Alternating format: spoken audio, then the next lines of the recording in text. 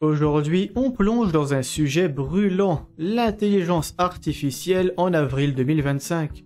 Depuis le boom de ChatGPT fin 2022, l'IA a transformé nos vies et fait rêver les investisseurs. Le TF SMH semi-conducteur de chez Van Eck affiche un rendement insolent de 35% par an en moyenne depuis 5 ans, ce qui est excellent, surtout quand on pense à l'affreuse année 2022 et à la belle correction qu'on est en train de vivre actuellement. Mais depuis un moment, les valorisations atteignent des sommets stratosphériques et certains crient à la bulle. Alors faut-il encore investir dans l'IA cette année ou est-ce devenu un véritable piège financier? On va décrypter tout ça avec des stats récentes, des exemples concrets et des pistes pour savoir où placer son argent. Pour comprendre si l'IA reste une opportunité, regardons d'abord les chiffres. En 2023, le marché mondial de l'IA pesait 241 milliards de dollars selon BPI France. Les projections pour 2027, 511 milliards. Et d'ici 2030, certains estiment qu'elle pourrait injecter 15 700 milliards dans l'économie mondiale. Ça donne le vertige, mais ce boom a un prix, les valorisations explosent. Prenez Nvidia, le roi des puces pour l'intelligence artificielle. En 2024, son chiffre d'affaires a bondi de 126% sur un an, atteignant 30 milliards rien qu'au dernier trimestre. Résultat, sa capitalisation dépasse les 3000 milliards de dollars en mars 2025. Microsoft, avec ses investissements dans OpenAI, n'est pas en reste, plus 20% en bourse sur les 12 derniers mois. Pourtant, tout n'est pas rose. L'indice Morningstar Global Next Gen AI, qui suit les leaders de l'intelligence artificielle, a gagné 60% en 2024. Mais depuis janvier 2025, il stagne, avec même une chute de 5% sur les dernières semaines. Pourquoi? Eh bien parce que le marché commence à douter, et bien sûr parce que Trump met un peu la pagaille avec ses frais de douane et sa politique étrangère agressive. Alors, bulle ou pas bulle? Les chiffres parlent. En 2023, les investissements dans l'IA ont atteint 25 milliards de dollars au premier semestre, dont 10 milliards rien que pour OpenAI par Microsoft. Mais en 2025, on voit des signaux inquiétants. D'abord, la volatilité. Prenons Nvidia en mai 2024. Les traders anticipaient des swings de 8,6% après ces résultats, soit 180 milliards de gains ou pertes en un claquement de doigts. En mars 2025, cette nervosité persiste. L'action a perdu 10% en 2 semaines, après des prévisions jugées moins explosives que prévues. Ensuite, la concurrence s'intensifie.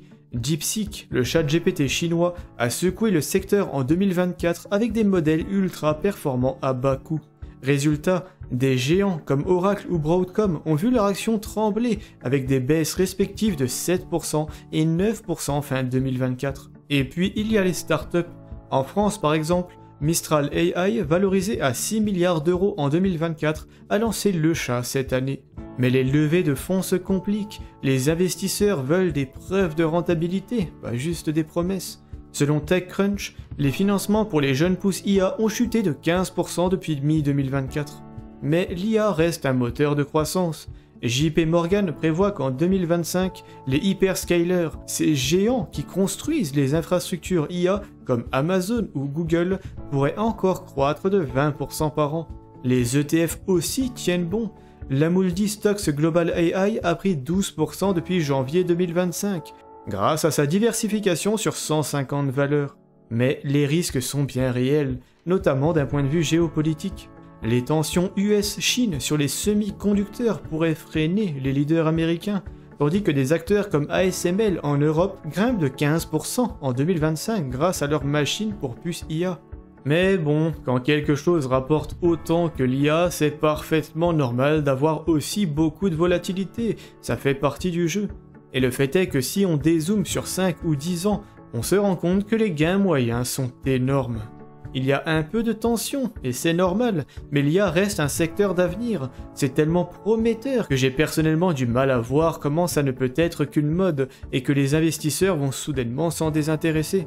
On connaît les bienfaits de l'intelligence artificielle pour les chatbots conversationnels, qui permettront à terme à chaque entreprise d'avoir un service client moins cher et ultra efficace notamment. Mais ils ont bien sûr énormément d'autres utilités.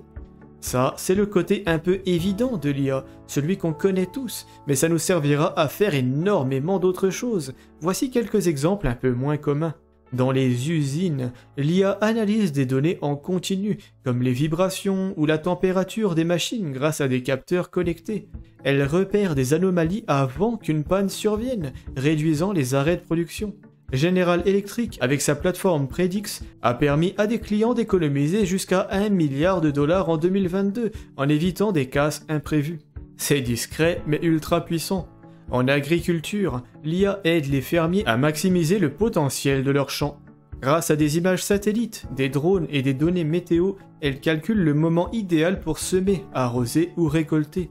John Deere, par exemple, a intégré l'IA dans ses tracteurs, augmentant les rendements de soja de 10% en moyenne aux US en 2023. Ça transforme un métier ancestral en une science précise et ça nourrit le monde plus efficacement.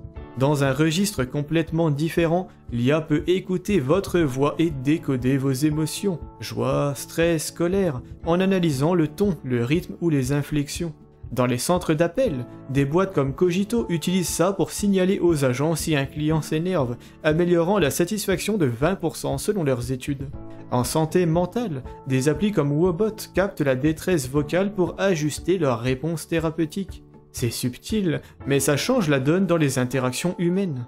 Mais ce n'est certainement pas fini. L'IA nous permet et permettra encore plus demain de générer des vidéos deepfake pour le cinéma, de diagnostiquer des maladies via des scans médicaux, de composer des morceaux de musique originaux, de traduire des langues en temps réel avec précision, de piloter des drones autonomes pour des livraisons, de prévoir les embouteillages en analysant le trafic, de simuler des crash tests pour concevoir des voitures, d'identifier des fraudes bancaires en millisecondes, de restaurer des photos anciennes en haute qualité. Et la liste est loin d'être terminée, mais je pense que vous avez bien saisi l'idée. C'est clair qu'investir dans l'IA est toujours une bonne idée, et vous avez à mon avis 3 grandes façons de le faire. La première sera d'investir directement dans les entreprises concernées, avec Nvidia en tête de file, mais pas que. Le rendement potentiel est très haut, mais le risque aussi bien sûr. L'autre problème, c'est que vous serez bien obligé d'investir depuis un compte titre, car vous ne trouverez pas d'actions individuelles hors Europe sur PEA, et ça c'est toujours un peu dommage. La deuxième façon sera d'investir sur un ETF intelligence artificielle, comme le SMH semi-conducteur de Van Eck. Le risque est plus faible que de passer par une seule entreprise, mais le potentiel est aussi un peu moins élevé, forcément. Même désavantage par contre, vous ne trouverez pas ce genre d'ETF sur PEA. Troisième façon, et ma préférée, sera de passer par le Nasdaq 100, qui représente donc le top 100 américain qui inclut énormément d'entreprises technologiques et sur l'IA, par ricochet. On en compte 22, dont je vous mets la liste juste ici, et forcément, ça fait beaucoup. Mais ça fait aussi 78 entreprises qui n'ont rien ou presque rien à voir, évidemment, donc on s'écarte légèrement de l'objectif initial. Le Nasdaq 100 présente donc un potentiel légèrement moindre par rapport à un ETF réellement spécialisé dans l'IA, c'est vrai, mais ça vient aussi avec 2 avantages notables. Le premier, c'est que le risque est aussi largement moindre, car ces 78 fameuses entreprises non technologiques vous protégeront justement d'une éventuelle explosion de la bulle IA. Et le deuxième, c'est que vous pourrez l'acheter sur PEA, et ça c'est assez énorme. Le fait de payer moins d'impôts est une véritable aubaine, et le Nasdaq 100 étant bien mieux diversifié qu'un ETF spécial IA, il est beaucoup moins gênant de le conserver sur l'ultra long terme. Et ça, c'est un avantage sérieux, car ça vous permet de ne jamais payer d'impôts sur la totalité de la somme. Imaginons que vous investissiez 1000 € et qu'ils deviennent 10 000 €. Si vous retirez tout parce que votre ETF ou action individuelle est un peu bancale sur le long terme, vous devrez payer par exemple 17,2% d'impôts d'un coup sur vos 9000 €, vos plus-values, soit 1548 €. Si votre ETF est très bien sur le long terme et que vous préférez juste en tirer une rente de 5% par an, donc 500 € par an, vous ne paierez que 77 € d'impôts par an. C'est beaucoup plus avantageux pour faire fonctionner les intérêts composés, car vous gardez l'argent dans vos poches plutôt que d'en donner directement une grosse partie à l'État.